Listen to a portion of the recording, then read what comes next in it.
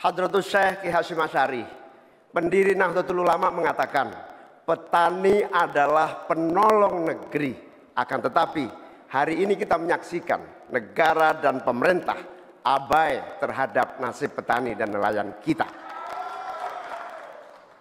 Hari ini kita menyaksikan bukti bahwa hasil sensus pertanian BPS menunjukkan bahwa 10 tahun terakhir ini telah terjadi jumlah petani rumah tangga gurem, rumah tangga petani gurem berjumlah hampir 3 juta. Ini artinya 16 juta rumah tangga petani hanya memiliki tanah setengah hektar.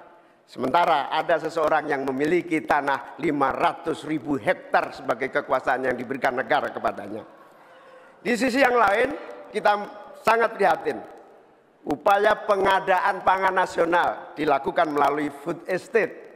Food estate terbukti mengabaikan petani kita, meninggalkan masyarakat adat kita, menghasilkan konflik agraria, dan bahkan merusak lingkungan kita. Ini harus dihentikan. Saudara-saudara sekalian, krisis iklim terjadi dan kita menyaksikan bencana ekologi terjadi di mana-mana. Negara harus serius mengatasinya. Tidak hanya mengandalkan proyek giant sea wall yang tidak mengatasi masalahnya. Kita harus sadar bahwa krisis iklim, kenyataan krisis iklim harus dimulai dengan etika. Sekali lagi, etika. Etika lingkungan. Etika lingkungan ini intinya adalah keseimbangan antara manusia dan alam.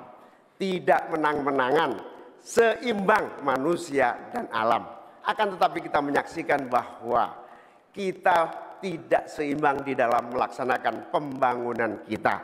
Kita melihat ada yang namanya krisis iklim tidak diatasi dengan serius.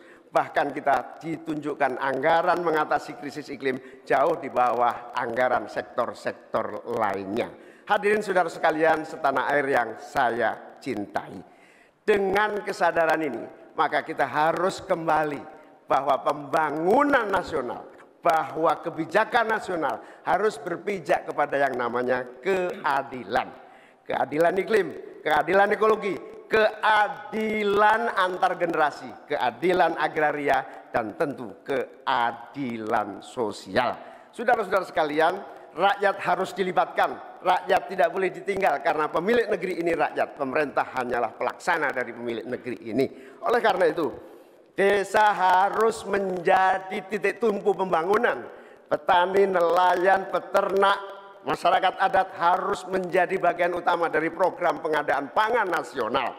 Reforma agraria harus menjadi kepastian distribusi lahan bagi para petani kita. Energi baru dan terbarukan harus digenjot, bukan malah dikurangi targetnya, diturunkan targetnya. Karena itu kita harus lakukan perubahan. Kita tidak boleh diam. Perubahan menghadapi masa depan kita dan generasi yang akan datang. Para petani dan seluruh warga bangsa yang terlibat, negara menunggu langkah kita bersua. Kita semua harus menghadirkan perubahan untuk Indonesia yang lebih baik. Baik.